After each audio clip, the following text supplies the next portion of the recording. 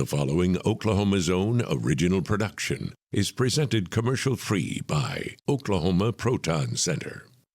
The Oklahoma Proton Center has treated hundreds of children with cancer since opening in 2009. Many of these pediatric patients travel from out of town for treatment in Oklahoma City. Toby Keith saw a need for these kids and funded the construction of one of the premier pediatric housing facilities in the country, the OK Kids Corral. Thank you, Toby Keith, for your generosity helping our patients. The impact you made changed many lives, and your legacy leaves Oklahoma City a better place.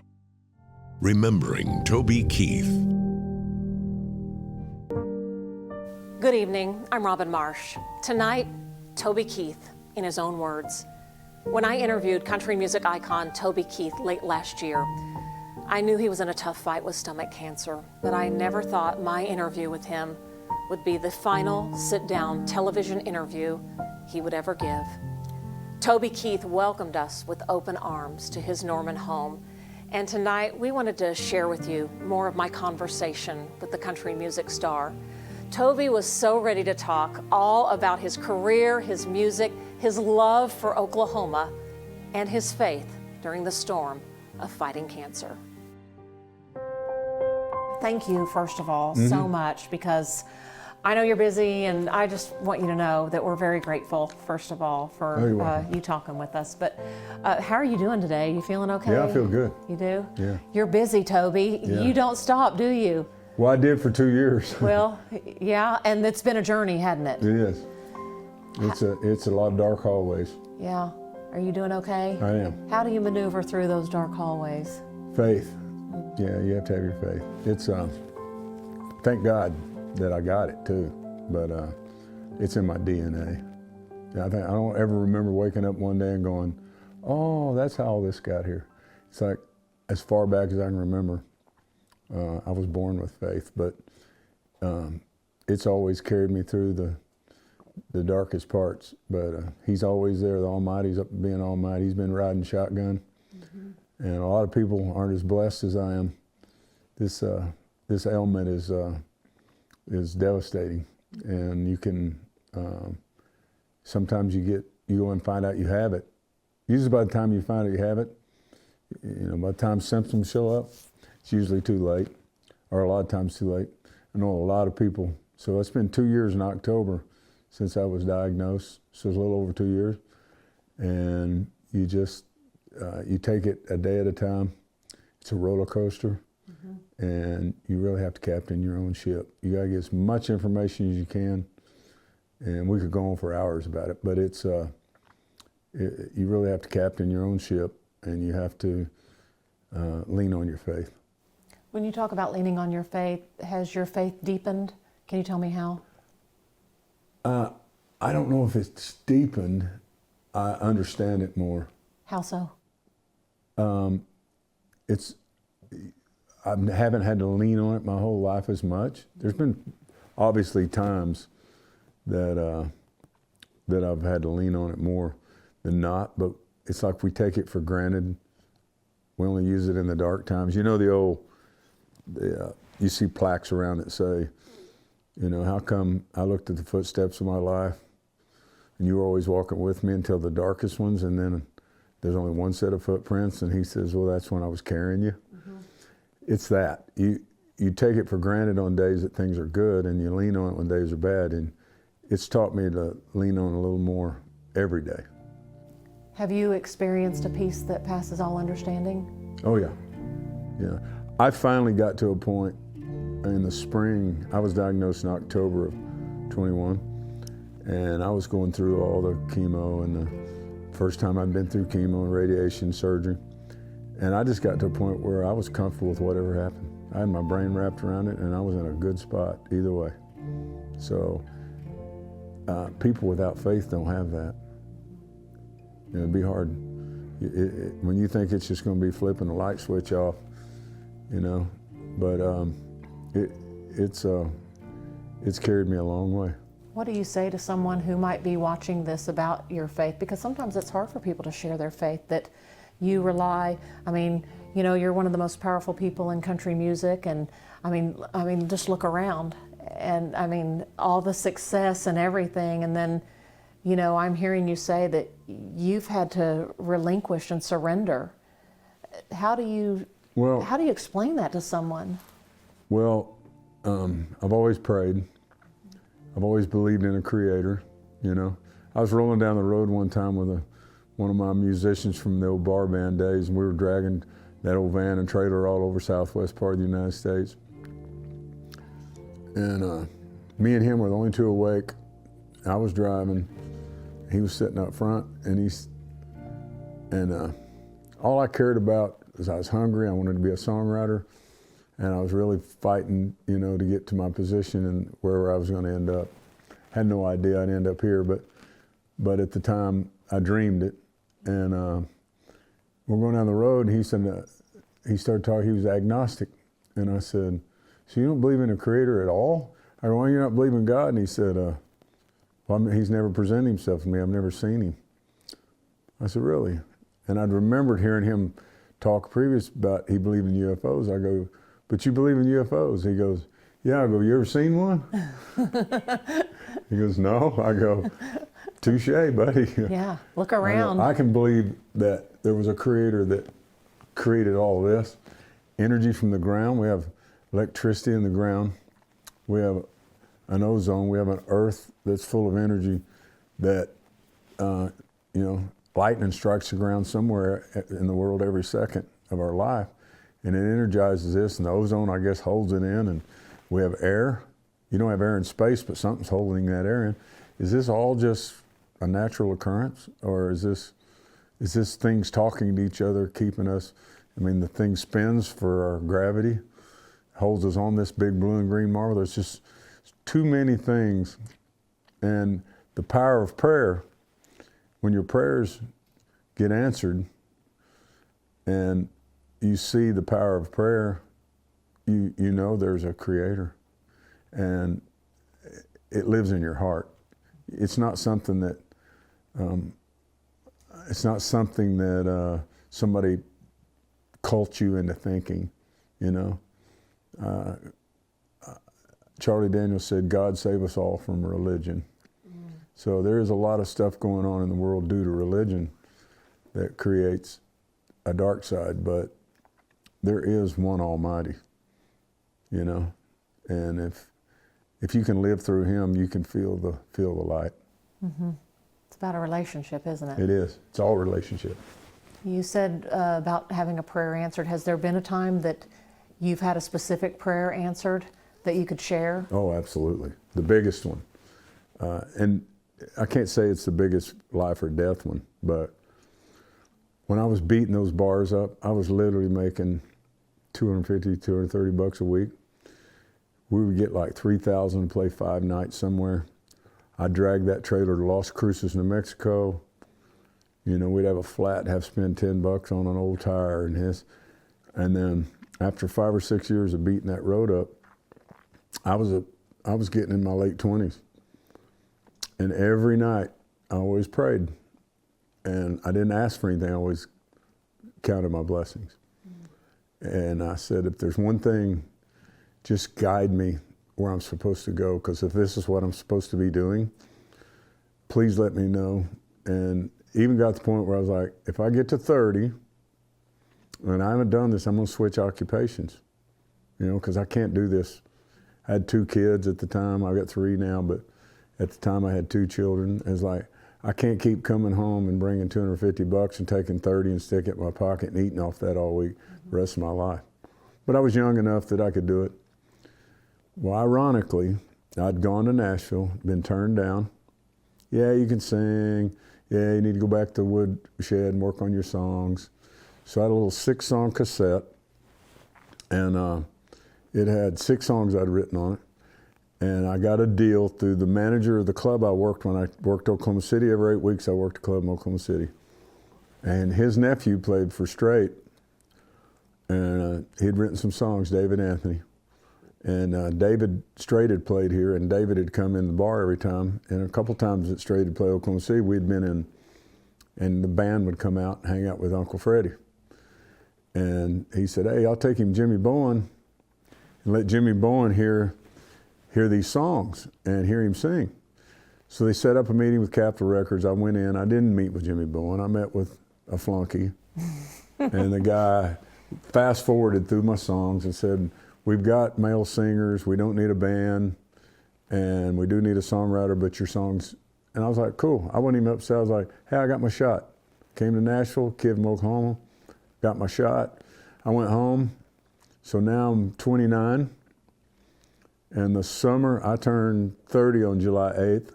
My parents' wedding anniversary is June 21st. And while I was in town, I'd run into some friends, and they said, hey, they used to see me out on the road, and now they're working in Nashville. And they came out to dinner with us, and they got a hold of they wanted to have some music. So I gave them the cassette tape, and one of them gave it to Harold Shedd, who discovered Alabama, KT Oslin. He was vice president of Mercury Records. And he heard it, and he goes, who is this guy? And they said, that's Toby, he lives in Oklahoma. He wrote these songs, yeah. He goes, I'm gonna go see him. So on the morning of my mother, the 21st of June, so 20 days till my birthday or something? You're 29. I'm 29. And here for 6 years, this has been my goal, and I'm gonna live to it. I've had my shot in Nashville. If I don't have my direction by 30, I may not just drop the ball today and quit because I got to keep some money coming in, but I'm going to look for another occupation. Phone rings. Will you hold for Harold Shedd? I'm like, God, yes. He goes, hey, I'm coming in Friday to hear you play. Can you play these songs? And I said, yeah. Flies in. The owner let me sing 2 45-minute sets of original music I wrote. And do you remember those songs? Oh, yeah. What were they? Well, let me tell you the fun part of this story. I had 2 45 minutes worth of songs I'd written, okay? He heard them. They were these 6 songs on this cassette, too. So he signed me the next morning. He said, I'm going to sign you to a record deal, and I'm going to produce you. I'm literally days from my 30th birthday. On that cassette that Capitol turned down, should have been a cowboy. He ain't worth missing. Wish I didn't know now what I didn't know then.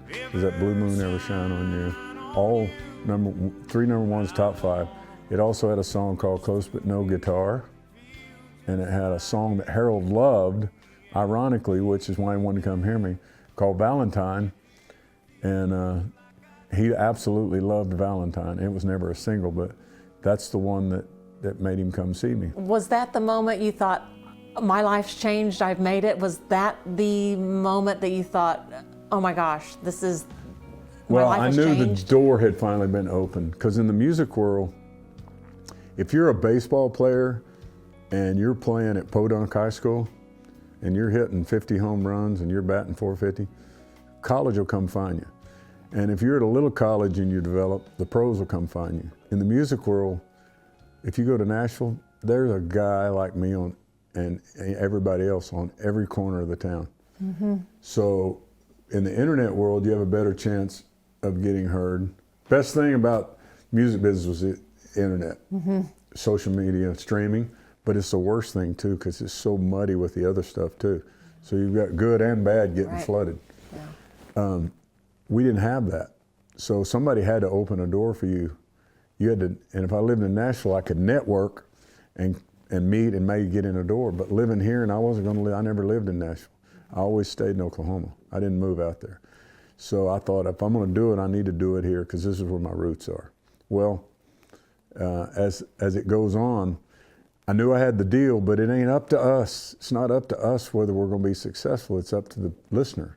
You know, what can I put out there that they're going to make them want to pull over and stop and buy this? Mm-hmm. And my first big glow of wow was they put me, my first tour out was me and Shania Twain and a guy named John Brannon, and they were arguing amongst the label heads of who they wanted to put out as their new artist. And Harold had promised me a year and a half. He said, I'm going to have you out. I'm going to give you a year to work on your album. It's going to take 6 months from the day you sign me to get your contract signed. I'm going to work on your album a year. I'm going to put you out in January of '93. I said, okay. Well, by that time, the president had been fired. They brought another guy in from New York. Harold had signed Shania, and this guy liked Shania. He didn't like me, and he liked this other edgy cat named John Brennan. So they're arguing over who we're going to put out, and Harold's the vice president. He goes, I promised this kid a year and a half ago. So they agreed to combine both budgets, put us all three out, and say, we're going to call it the Triple Play and send you guys to major radio, major cities. You're going to have one band. You're each going to do 30 minutes. And everybody agreed to do that. So we went in. We put the 3 30-minute shows together. We all got along. And at the end, the president comes in. He goes, you're opening. You're opening. Shania's in the middle. My guy John's closing. So I was mad. I was like, so I went to Harold. I go, I want to knock him out. And he goes, don't worry, pal. Just do your thing. It's going to take care of itself. We did. We left town. We left Nashville, headed to Louisville. And the bus had 2 lounges on it. So it was me, Shania, John, a road manager, his wife, 6, 8 bunks, and a lounge in the back front. And we're rolling. We get to Bowling Green, Kentucky. Shania's in the back, listen to the radio. Me and John are up here getting to know each other. She comes screaming up the aisle, oh my God, you're on the radio. And we all ran to the back, and should have been a cowboy. She's blaring on Louisville or Bowling Green radio. The first day that we rolled out, and I was like, first time I heard myself on the radio, I was like, yeah, y'all get you some of that. Your opener's getting some airplay. So we made it about 6 shows, and that song was so popular and blowing up the charts. And finally John came to me and he goes, I want to open, you need to close. And I said, and I was so mad at Luke, I said, no. I said, I'm not going to do you like that, John. He goes, well, everybody stands in front of the stage till you, Shania, get off. And he goes, then no one's out there for me. He said, if I open, they'll at least be standing in front of the stage. And so Luke called me, he said, he had to eat crow, you know, he had egg on his face. He goes, I need you to switch to the front. I said, no, a deal's a deal. I'm not doing John like that. So a couple days later, Harold flies into North Carolina. We're in Charlotte, and he goes, I need you to do me a favor, pal. I said, yeah, well, anything, Harold. He goes, I need you to close this show. I said, oh, sure, for you, I'll do anything. But that's how hard I was to work with, you know. I had so much pride, and I was like, you guys are going to treat me like this, and then I'm going to outrun you, and you're going to turn around and... You've been running ever since, haven't you? Yeah, that's right. Oh, my gosh. Okay, so that was what you said, like January of '93 or so? Mm-hmm. Okay, so you did the Channel 9 song in November of '93. Uh-huh. So you were on your way. I had a couple of hits. Yeah, so can you tell me about the Channel 9 thing? How did all that come about? Well, you know, we'd seen Reba do it forever, Yes. you know, and so it's like hearing the B.C. Clark jingle every Christmas. It was like when Channel 9 came on, you know, and my family was raised up watching Gary England, so we have so many storms here. It's like Gary England's the man. We still do it because, you know, it's like we've been taught when the woolly booger gets here, it's time to go in the radio. You better get on Channel 9, you know, because the technology and how innovative he was. But so we would hear that jingle, and all of a sudden, out of the blue, one day they called me and they said, "Hey, we want you to sing the jingle." And I was like, and silly as it is and fun as it was like, I was just glad to get on TV. I was like, sure, I'll sing it. It's the spirit of Oklahoma, and the best is yet to come. TV 9. That was 30 years ago. It was 30 years ago. Do you remember how much you got paid to sing that jingle? Probably nothing. I don't remember. It didn't matter. I was going to do it anyway. Oh my goodness, how far you've come. You have a big show coming up in Las Vegas. Mm-hmm. And with COVID, it was kind of, no one could work. And then you got sick. Mm-hmm. And that was a little bit of a derail for sure. And, you know, you're still fighting through things, but you're like, I'm getting out there and performing. I watched that Instagram thing and I was like, you go, Toby. Hey everybody, this is Toby Keith. Making a big announcement. I'm doing a little deal and thought I'd start in the great Las Vegas, be at the MGM at Dolby Live. I was gonna sit around here and do nothing like I have been, or get up and go outside and don't let the old man in, you know what I mean? Tell me about how all that came about. Well, I started, when I started feeling better, it's like, cancer's a roller coaster, so it's like you just sit here and wait on it to go away. It may not ever go away. And if it goes in remission, it's still gonna be in the back of your mind. You're still gonna have to do scans and stuff. But it was like, I'd jump up like in Cabo with Sammy Hagar, I'd get on stage with him. And I was like, I can sing, it didn't take that away from me. And then I've got the Hollywood Corners out here, my roadhouse. So in the summer I said, tell the bands that are there this weekend that they're paid, but they're not working. And they go, why? And I go, because I wanted to work out. I wanted to get up there, not take breaks every 45 minutes. We probably do 2-hour shows on the road. I wanted to do a 3-hour show each night, just see. And I said, I'll bring my band in and we'll just go out there. And I know it's going to leak out and it's going to get fun and big, but let it be a surprise. Let it blow up, right? And they said, well, what's the entertainment going to be besides the bands that were scheduled to play? And I said, a group called the Greasy Weenies. Oh my God. And so my manager goes, the Greasy Weenies. I said, yeah, I'm bringing them in. I don't want them to have the stage for Friday, Saturday night. Well, that in and of itself alone was enough to intrigue everybody to go, who the heck? Who the heck are the Greasy Weenies? So the night of the show.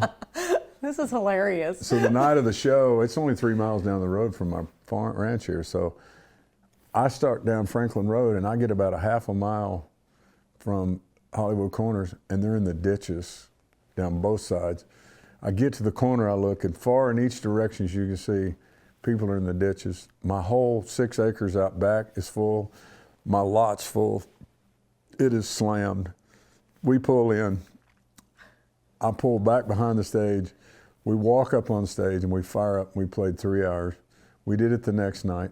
They were sitting on the roof. You know what I mean? It was crazy. And we just said, hey, get on the bike. Let's see what we got. And I cruised through both shows. And so I went to my manager. Okay. I said, how quick can we gear up and go? And he said, well, your trucks and buses and all that got a production. You got to build production for the stage. Mm-hmm. You got to have semis and buses and, you know, you got to get a crew. Crews are all out with other acts. So we can't do this in August. And so my promoter of years and years, Brian O'Connell, said, I got a perfect spot. Let's put a couple of shows on sale in Vegas. If they sell out, there's one more date we can put on that the room's not taken. And they said, we'll put these on the show. Well, they sold out in like 3 minutes. Yeah, like 2 minutes. 2 minutes, yeah. And then you did the third show. And so they put the third on and bang, it went. And they go, what are you gonna do? I go, put some more on. They go, the room ain't available. Oh. So I go, well, we can't work through Christmas, so let's just pick a spot January, February, because I want to get through the New Year's with holidays. I want to go to the OU Bowl game and get New Year's and Christmas all out of the way. And I said, fire up and go. And here we are. And you're feeling good? Yeah, you can't let this define your future. I've sat here, probably hadn't done a handful of shows in the last 3.5 years. And I worked every single year of my life. I never took off. The way I amassed all that stuff up the top, songwriter stuff, a bunch of that in the middle, Song of the Year, Songwriter of the Year, all that, is because I put an album out every year. My peers and the colleagues I grew up with, my buddies that broke out with me, our class, Tim or Kenny, they might put one out sometimes every 2 or 3 years. Or Shania, they may put one out every 5 years. I was always, for some reason, stuck at a label where their bottom line for the year counted on me to deliver. And being a songwriter, that's hard to do because you have to force out artistic creativeness. And so it was like... How do you do that? How do you write? I mean, it's like you get an idea. I was going to ask you about that song, Don't Let the Old Man In, because can you share that story with me? I mean, how does your mind work? You hear something and then you're like, I can make this a song. I taught a class one day at OU, the music class. Really? And I didn't know. They invited me in. They said, we want you to do an hour. So I thought, what am I going to do? I thought, all right, I'm going to teach them the National Number System, which is for people who don't read music, can transpose a song they play music, but they don't read music. So I taught the class. The other 30 minutes I spent on songwriting. And I took the simplest structure of how to practice songwriting. See, I live in Oklahoma. If you live in Nashville, there's a million songwriters. You'll become friends with them. You'll go over their house. You'll sit around, you'll co-write, you'll network, you'll learn, you'll glean off this guy and that girl. You know, you'll learn. Where am I going to do that here? Where is that much talent here? There's not. You know what I mean? And anybody who is talented here usually moves there. To Nashville. So I had to learn on my own. And the way I taught myself was I view it as a wagon wheel. And the hub is your idea. So where I kept getting writer's block was sitting down here, and I'm going to write a song right now. So me and Robin are doing an interview is the first line. I love it. Me and Robin are doing an interview. Well, when I get down the road, what's going to be the rainbow pot at the end of the gold at the end of the rainbow? What's going to be the money shot? What's going to be the payoff? You see what I mean? And I got to find that when I get there. If I start there, I can back up here and write to it. It's laying there waiting. So what's the pot of our interview? What would our pot of the interview? Well, we'd have to. That's why I hit writer's block after the first line, because I don't know where this is going. But if you give me "Don't Let the Old Man In," that's the pot. And that song was a big moment for Toby last fall when he was honored as a music icon at the People's Choice Awards. Toby actually wrote this song several years ago. It was inspired when he was on a golf trip with his friend Clint Eastwood, who was about to make a movie at the age of 88. And I go, "What keeps you going?" He goes, "I get up every day, don't lay around. I get outside, I go outside, I don't let that old man in." I was like, wow, okay. So I thought, you know what? I love that old man. I'm gonna go home, write him a song, send it to him. Look out your window and smile. Don't let the old man in. Eastwood loved Toby's song so much, he used it at the end of his movie, The Mule. Don't let the old man What's your favorite line from that song? My body's weathered and worn. Ask in. yourself, How how old would you be if you didn't know the day you were born? Try to love on your wife and stay close to your friend. I think that moment, though, of your wife, she was wiping a tear away. Yeah. What does she mean to you, Toby? Oh, she's been a trooper. She's the best nurse. She absolutely, the first time we went to Houston, the hospital, she stepped right in and she just took control and said, "We got this, let's go." So she's like, we're gonna get this, and don't worry about it. Every person in the room was just zoomed in, and then you just deliver that message, and it got its due, and then it went #1 the next day. It was like trending like out of the. So now they've released it to radio. I was like, Toby's got a new song out. No, he ain't. It's 4 years old. You just didn't hear it the first time because they didn't play it. And your life was in a different time then, and so. The moment was perfect. Yeah. But it found its home. But don't let the old man in.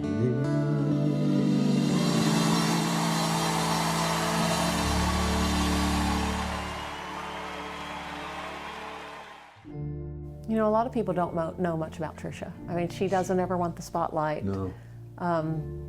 What would you say, why do you love her so much? It's hard to stay with somebody this long. Yeah, how long have y'all been married? Be 40 years next year. Really? Yeah. Yeah. It's crazy. But, I mean, when you're a young couple and one of you has to be gone all the time, it's like the military's the same way, you know? That's why when I did those 240 USO shows in 11 years overseas, you know, I would see guys and girls that hadn't been home in They've been on their 3rd deployment. They might have been home 6 weeks over the last 3 years. They're just gone all the time. Tough. It just takes, you got to find that you just have to find that perfect person. And it worked out for me, but it don't work out for most, I don't think. That's a really difficult position to be in, but it's nice to find somebody. She's a great mother. I have great kids, and that's all due to her. I was just the provider, you know. I just kept believing in myself, and I remember one time her father, she said, you know, when I was working like 3 nights in Tulsa, I'd be 5 nights in Amarillo, 6 nights in Las Cruces.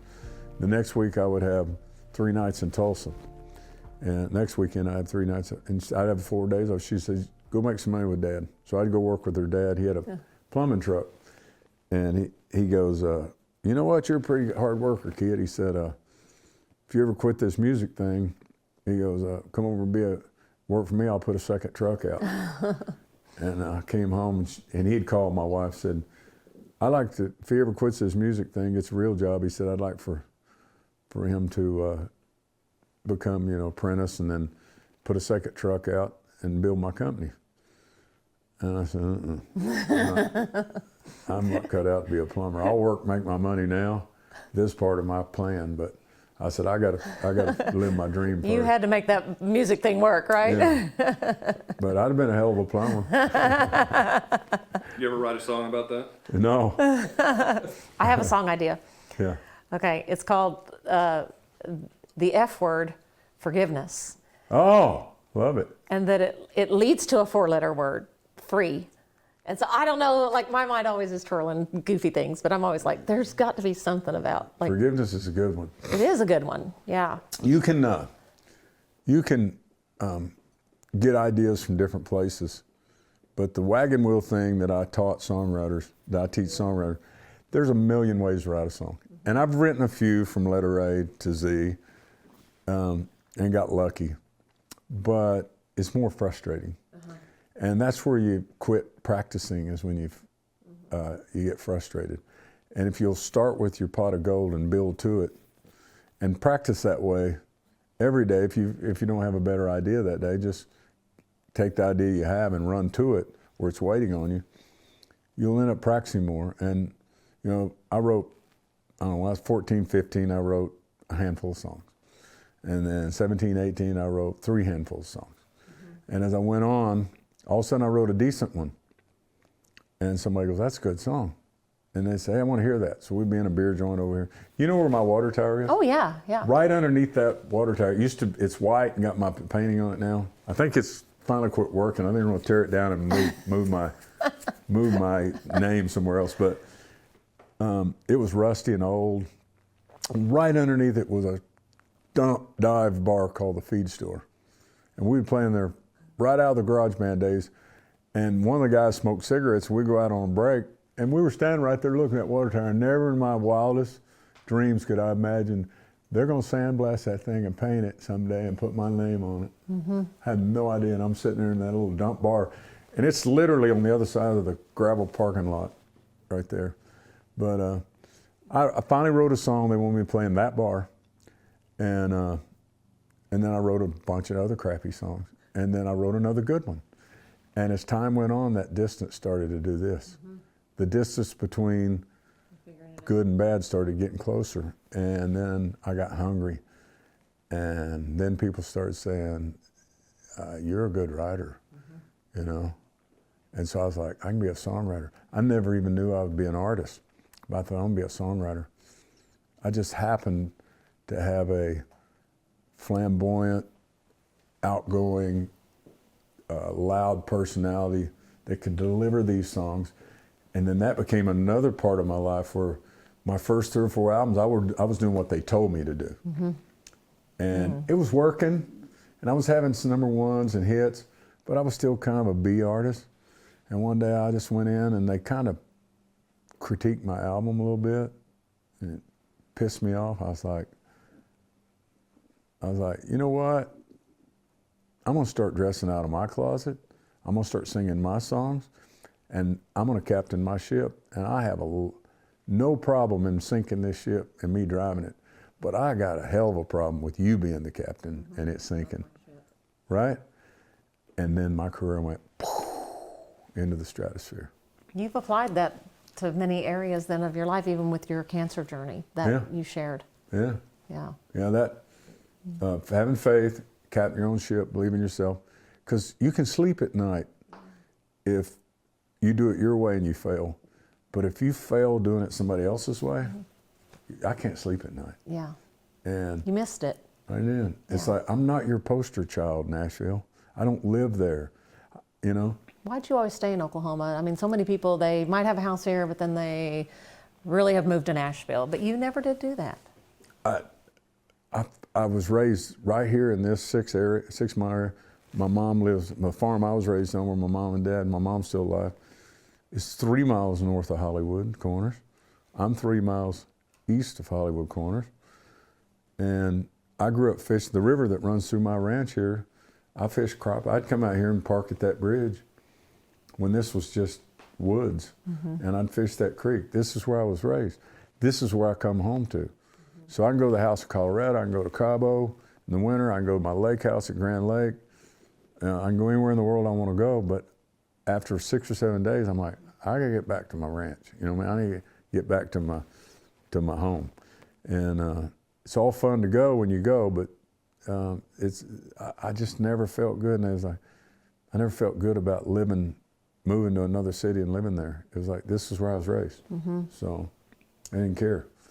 And it cost me, not necessarily all the award shows and stuff, if that matters, but I mean, there's 13 CMA awards. And if you're a male, you can get up for 9 of them. And I have been up for 9 of them. I've been #1 ticket seller. I've been in a 4-year period between 02 and 3 to 06, 07, right in there. There's 208 weeks of Billboard charts, and I was 52 weeks sitting at #1 in that 4-year period. Songs I wrote, not #2, sitting at #1, you know, multiple #1. And I'm up for everything, and I would go over at the awards because there's only a certain amount of signed up voters in Nashville that vote on these awards, and they've all got their agenda people they vote for. Well, me not living there, I've just got my manager and my booking agent, my lawyer and my team, but I don't have the network that everybody else has. And here I mean, Alan Jackson goes up there and receives Male Vocalist of the Year, and I'm sitting on the front row. He goes, I almost didn't come tonight, and I won this award. He goes, Toby's sitting on the front row. He knew, you know, he's like, but I didn't care. I was like, I'll sacrifice that to get to live here. Yeah. Does that make sense? Yes, absolutely. I don't care about that trophy. I care about those songwriter awards. Yeah. But that voted on by the industry stuff, they knew who Big Dog Daddy was that year. I love it. They knew what kind of year I had. I wanted to talk with you a little bit about the Corral Center that you do, just how that means so much to families, and you know, it's a tough time, and especially when it's children involved and going through similar path of the journey that you've been on, you know. Just what does that mean to your heart, and how do you keep that, you know, sustained every year after year? You know what's amazing is the first thing I thought of when I got cancer was, who's going to take care of the corral? Who's going to fund the corral? Who's going to raise the money? Who will carry that torch? It was one of the first thoughts I had. So my guitar player, Scott Webb, had a 2-year-old daughter, Allison, and she had Wilms, I believe it was called Wilms cancer. And it's supposed to be pretty curable, but they didn't get it for some reason. And all of my donations at that point, my charity stuff, had gone to St. Jude's. So when they sent her into hospice, I said, let me call St. Jude's. So I called in a favor. I'd been giving them money for years. I knew the connections. I said, I have a little girl. She's been put in hospice. Is there anything? They said, send us her charts. They called back and said, there's a couple of things that they don't have there that we got here. that we can try. I told her mother didn't wait 5 minutes. She threw Allison in a car seat and drove to Memphis on a drop of a hat. Oh, wow, yeah. She was gone. Go. Well, they didn't have any luck, and so at the funeral, we went to a church to eat afterward, and she said, "Thank you for what you did." She goes, "But the most amazing part of St. Jude's that we didn't have here is I show up with nothing." She said, I don't have a toiletry bag. I don't have any clothes. I don't have much money. I didn't grab anything. I just grabbed Allison and thought every second counts. And I hooked it to Memphis. Well, if I'd have knew she was going to leave right then, I'd have stuck her on my plane and sent her. But as soon as I called her, she was gone before I even could call her husband. Mm-hmm. She took off. And she said, the amazing thing, I got there and they put me in this house and I didn't want for anything. She said I had Walmart cards, gift cards, soup and sandwiches, cereal, 24/7, 3 hot meals served, shuttle service to and from our appointments. They would come get us and take us to our appointments. She said, this is the most amazing. I said, there's our calling. We need to do one here.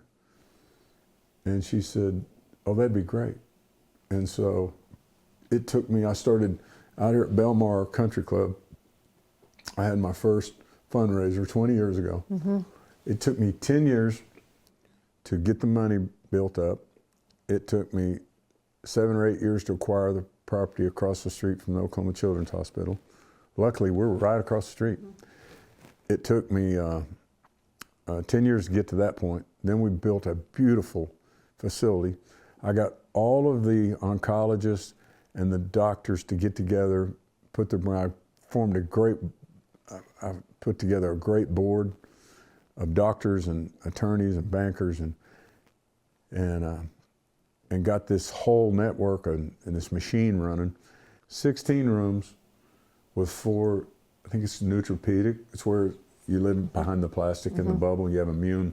I think it's neutropedic's the word, but so they said you're going to need 3 or 4 of those rooms. So we've got one wing where you literally push the doors with the plastic back. And you have to really put on the stuff to go in there, you know. And then the other rooms, and then I said, I want it fun. So we brought some ex-Disney cartoonists and stuff in, and we put the theme around Route 66 and painted all these great pictures on the wall. It has a chapel, has a big dining room. It's Ritz-Carlton meets Disney World, and it's free. Yeah. But it costs money. I got to raise that every year, and each year we raise more money. We raised almost $2 million in one night last year. Wow!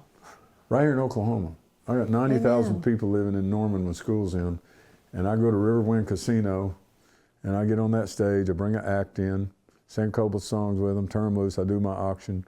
People donate wonderful stuff. And the beauty of it is Juliette Bright is the mother of the place. I couldn't even keep it open without her. She's so good. But she has people come in and cook for the kids. And so it's turned into like an office building in Dallas will pick a day out of their year and they'll do an office retreat and they'll stop, get groceries, food, come in, they'll be on a list, and they'll come in on their day, and the men will change out light bulbs and work on stuff, you know, wrenches and stuff. The women and cooks, whoever the cooks are, will cook 3 hots for them, and then clean everything up then, and they drive back to Dallas. And I stay at about 160 days out on the waiting list to perform those. People to come. Isn't that amazing? That's amazing. And it's my best gift I've ever given to the world. Wow, that's amazing, Toby. Do you think you know the struggle it's been to go through cancer? I mean, when you see these kids, I mean, they're tough as nails, aren't they? I can't stand it. It just, I go up there and visit it, and I just can't stand it. It's, the beauty in it is that some of them are so young, they just don't know. Yeah. So there's a blessing there. Mm-hmm. But the therapy that we bring is that everybody staying there has an affliction. So if you go to school and chemo's taking all your hair and you're in first grade, kids are going to be mean. They don't know any better. And that kid's got to put up with that. But in here, we all look the same. So there's family therapy, there's therapy in that. The kids have a good environment to live in. It's a great facility, and it's in a lot of ways. You bless so many people. Yeah, we do 300 families a year. Wow, it's unbelievable. How are you in your cancer journey? Do you mind my asking, like, No. where are you today and everything? So it's always a roller coaster. I've had it to 0, and 5 weeks later, oh, you're storming back. But if you're going to live with treatments and things, whatever you find that works for you, that holds it at bay, and all that, you just do. And as long as I don't shrivel up to a prune and hit the dirt, I'm gonna, and I have energy, I'm going to try to go. And you don't ever cure it. Everybody has it, and you don't ever cure it. It just goes into remission. So you got to find, again, captain your ship, find your own deal. But I'm not gonna let this define what my future is. Anything else you want to add, Toby, that might be important just for people who are going to watch this? Well, I would say, again, I can't, for people that are watching, cancer's an island that sits out in the middle of the lake with other islands, and we know that's Cancer Island. So you take your boat, you don't even really want to look over there. You just want to act like it don't exist. And when you wake up one day and you're shipwrecked on that, there's a lot of boats on that island. And you find out how many people really have cancer. And you just need to, I would tell anybody to, especially if you're given a second chance to fight it, some people don't even get that opportunity. You just walk in, they go, oh, good news, bad news, Good news is you won the lottery, bad news is you're not going to be able to spend it, that kind of thing. And doctors are like mechanics, Go in, I got a leaky muffler. My muffler's making a sound. Yeah, your transmission's out too. So if they scan on you long enough and they look at you long enough, they're going to find stuff. And you're going to get second opinions and third opinions, and they're not all going to sound the same. And it makes it really difficult to the average person, especially somebody who don't have my resources. I don't even know, I've got the best resources in the world. Most people don't have those connections and resources. But all I can tell them is you really have to get in control of your ship. You have to be as well-read as you can be, and do what's best for you. And it ain't always chemo. It ain't always radiation. It ain't always surgery. And that's the protocol. But that's what they tell you to do. And that don't mean that these doctors and these physicians and these scientists are trying to kill people. I'm not saying that. What I'm saying is everybody's taught in medical school, residency, and they're placed in residency, and then they practice. They've got their own book of how they were taught, just like any other class in school. And there's good ones and bad ones, and they're all working. And it's a tough road to weed through. But if you have faith, lean on your faith, make the best decisions you can for you, and never give up. Just keep on cranking at it. You've had some really good friends. Bob Stoops is, it seems like Bob and Barry and Becky and have kind of been on this journey with you. What does that close-knit of friends mean to you? Oh, the love that poured out from the whole world when I announced it was overwhelming. At first, I was like, I didn't know anybody really cared that much, I see somebody post something, I don't just drop to my knees and start praying for every single story I hear.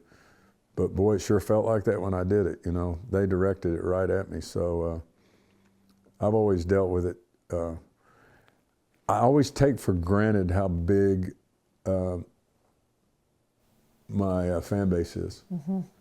I've always called them warriors, and I kind of take them for granted, but they always show up. So when I first got in the business 30 years ago, you know, I took on haters like a wounded grizzly bear. I'd go get you. You know what I mean? I'd say, come on, bring it. Let's go. I got a platform.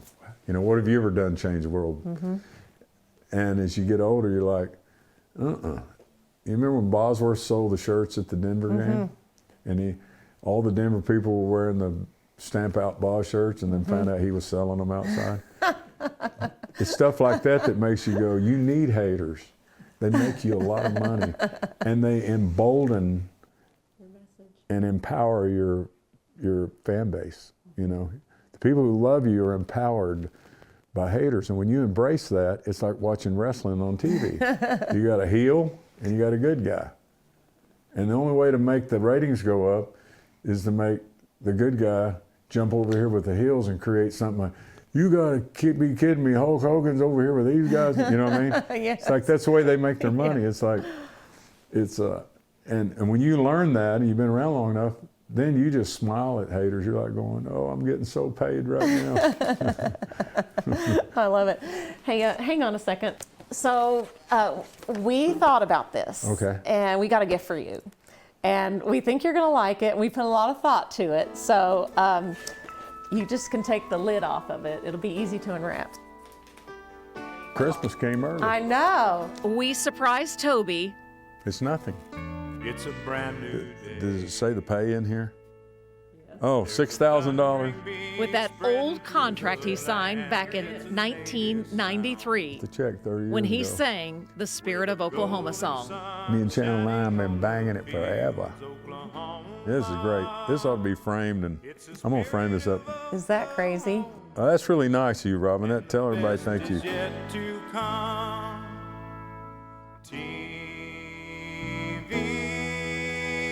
night. That's a big deal for a local boy too, You bet. you know.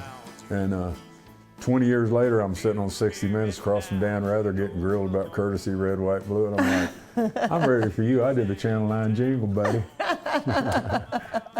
Bring it on. I love it. I love it.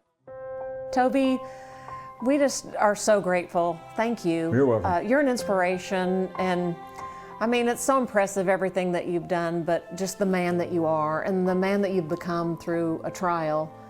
I mean, you know, I've always heard that your test becomes your testimony. And this is part of your testimony, Yeah. what you're doing. Yeah, well, he has a plan for everybody, and if this is my plan, so be it. If it isn't, but whatever, you know, if I could be a great spokesperson for him, I think. But you go through whatever you're supposed to go through, and through that relationship, you have to find the silver lining and count the blessings that are there, you know. I know so many people who didn't get the opportunity to even fight it.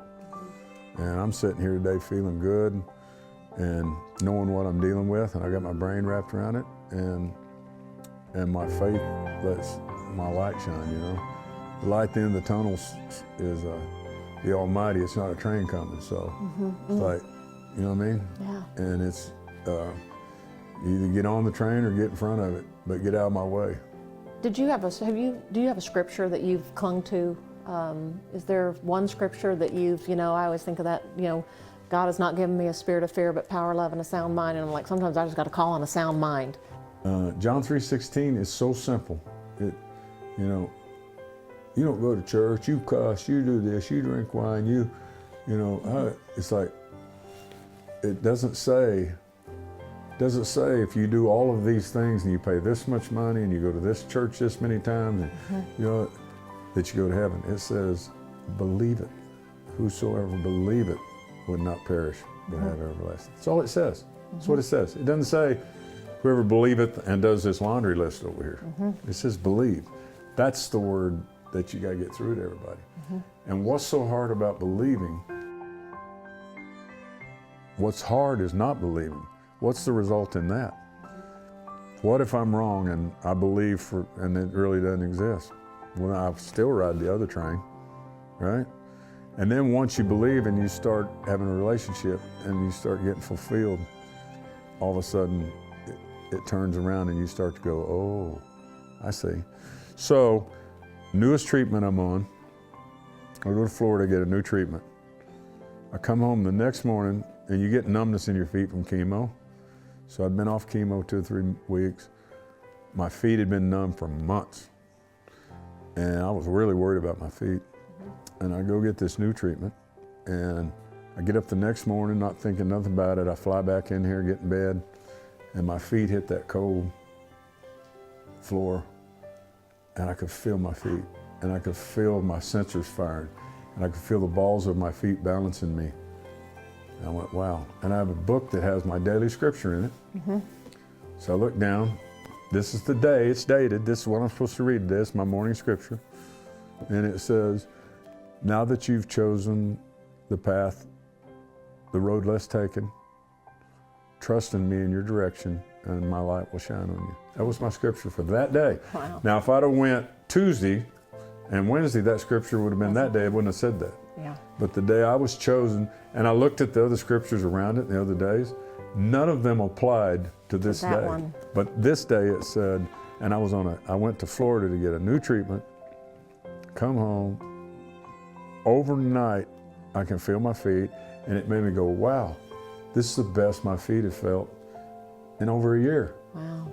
Something happened in that treatment that Amen. cleaned me. And I go, I wonder what my scripture's gonna say. And when I open my little book, I'm thinking, I wonder what this is gonna say in here. And that's what it said. So, God orders your steps, doesn't he? Yeah. Yeah. Yeah. Thank you so much for sharing all this. We're really grateful. Well, thanks for doing it. Yeah, you bet. As I reflect back on our conversation with Toby Keith, the takeaway for all of us, how to live. Toby was the best example of making memories, living life to the fullest, and loving the people he was around. The Toby Keith family has asked if you would like to make a donation, please do so to the Toby Keith Foundation. It supports the OK Kids Corral, which is a haven for families who have children fighting cancer. My Make-A-Wish gift to this kid is what he wanted done. He wants to sing this song with me. I'm just trying to be a father, raise a daughter and this son. When I think about Toby, there's a gold lantern that's in the lobby of OK Kids Corral, and it's the biggest and brightest one there, and it has his name on it. And that's what Toby is to the foundation. He's that bright light. A loving husband, a doting father and grandfather, always there for his family. Got the news on Friday morning, but a tear I couldn't find. If he spoke to you, it had something to do with it, and whatever he said, you can book it. It's not made up, it's sincere, and it's the way he thought and felt. Everybody can really see a part of themselves in him and his music. A great artist, and I always respected how he did things his way and didn't care what anybody thought. Toby taught me not to prejudge a guest and to have my intention, but to keep my eyes open to the reality of who they are. And for that lesson, and for a lot of other things, I'm always going to be grateful.